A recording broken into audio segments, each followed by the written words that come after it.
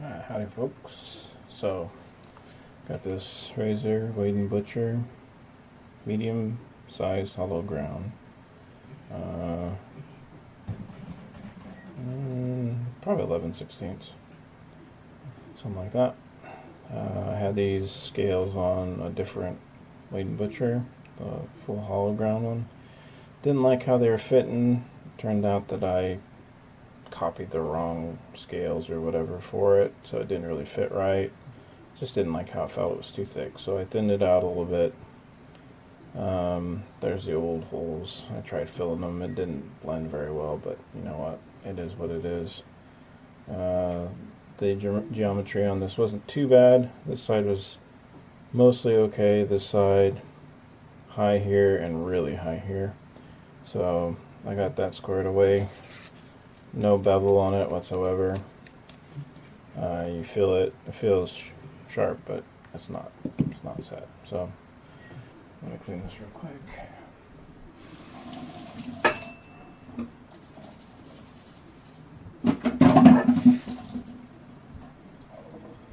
And this is a new stone I got. Not much looking like, but I did 2 razors on it. Bevel set to finish. And it did like really well. Like it cuts fairly quick and it polishes like really well, even though it's not much bigger than my slurry stone.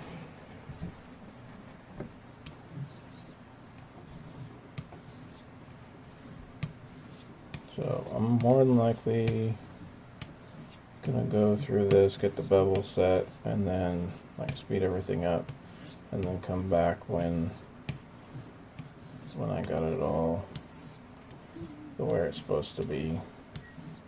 And here's that.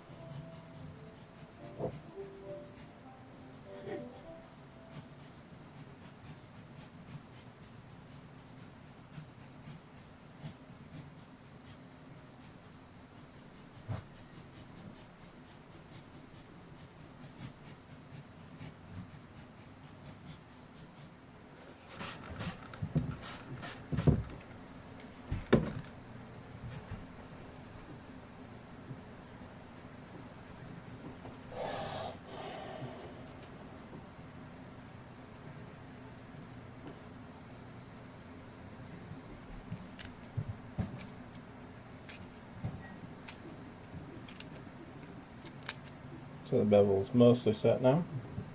Now I want to refine it because I don't want to hear any of that popping. You hear that pop? That surface tension has too much resistance, and I can feel it like resists and then pops in, even though it's like barely any pressure. So to me, that's not quite bevel set. So I'm going to continue on refining. And then after it's refined, then I'll start letting off on my pressure, because I'm fairly firm pressure right now with this, with the blade torque towards the edge bias. And I haven't bothered cleaning it because I'm still working out that bevel. But once I do get a good bevel that I like, where it cuts pretty much effortlessly, then I'll re-clean the stone, re-clean the razor, and start over from start doing the polishing and whatnot.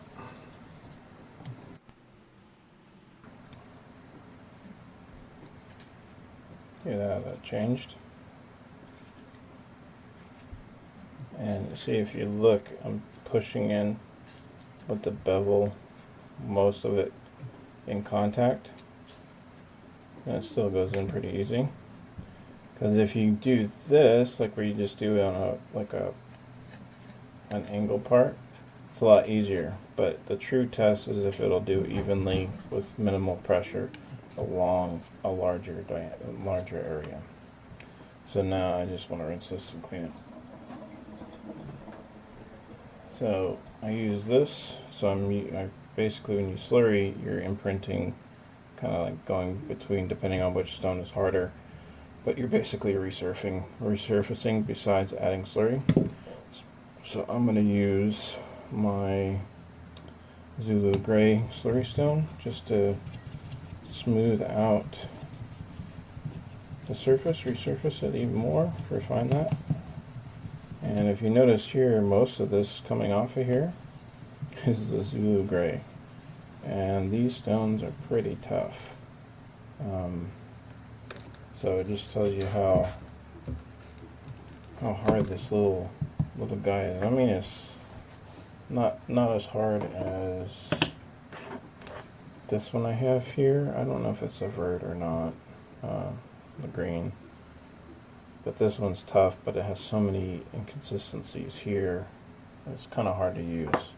This stone, like, super easy to use compared to what I was using with the other ones. Is just I got an edge on this like first try, not even moving to any other stone, and I finished on it with just hands dropping.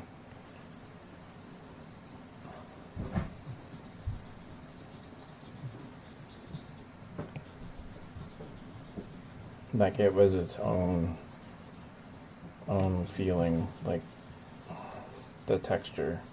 I guess it's like the similar to the first one I have. Got some crap on there.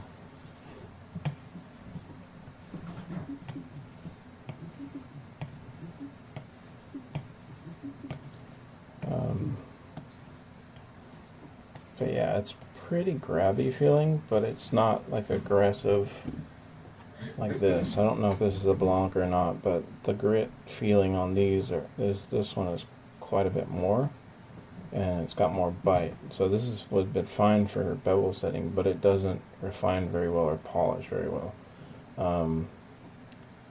So I just mainly use this for bevel setting and getting close to the final thing. I'm going to rinse this off. I had some particles and I'll be right back.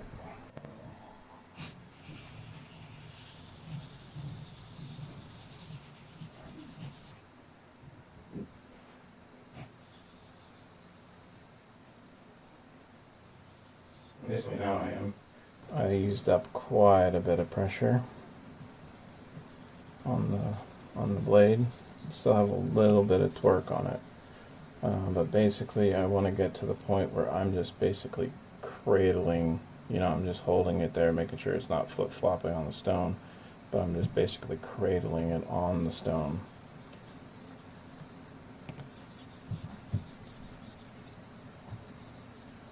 But yeah, the feeling's still gritty, but then you get a point, like it's almost there, then you can tell it goes into the polishing.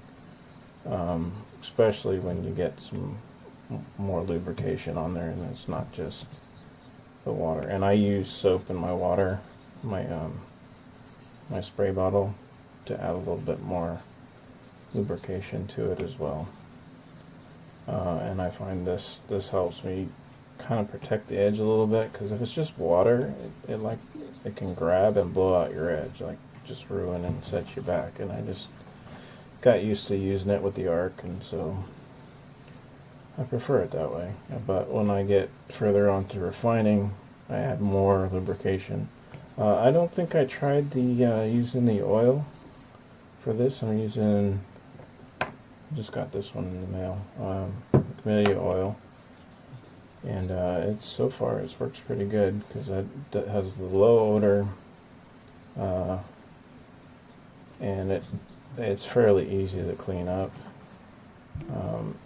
Like Dan's honing or even the ballistol, they got strong odors, and ballistol is pretty easy to clean up, but the other honing, Dan's honing thing, is a little bit funky to clean up after, but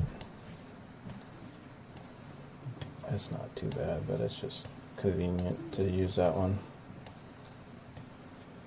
But for storage, when I put things away, because I live in a very damp, moist area,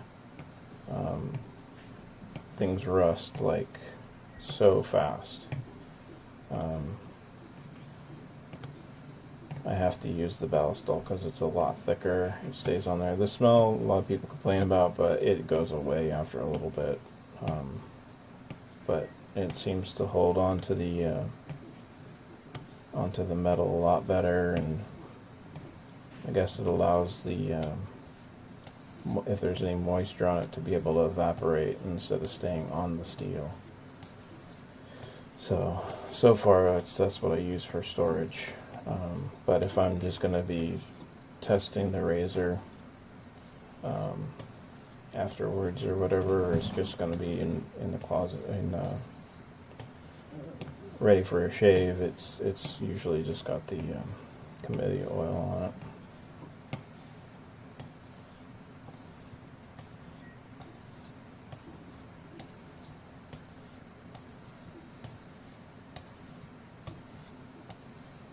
And it's been feeling really consistent, like a grabby consistency.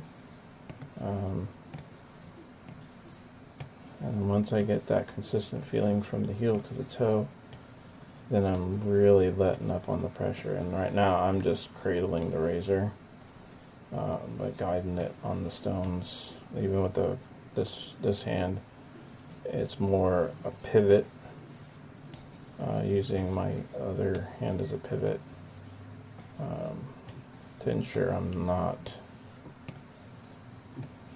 misdirecting it or flip-flopping it on the stones. I know you can do it one-handed, but I just feel more comfortable with two.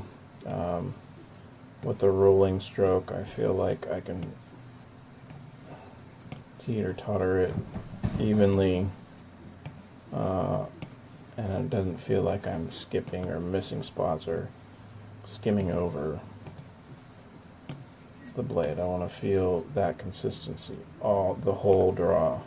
And basically you can see where the swarf trail is, where it's actually touching, and I'm not concerned about touching the whole stone and doing that, because what you do is you get flat spots in those areas. So that's why you see the long pull strokes too, as if you are getting flat spots, it kind of evens those out, and so it makes it so you got that continuous smooth bevel.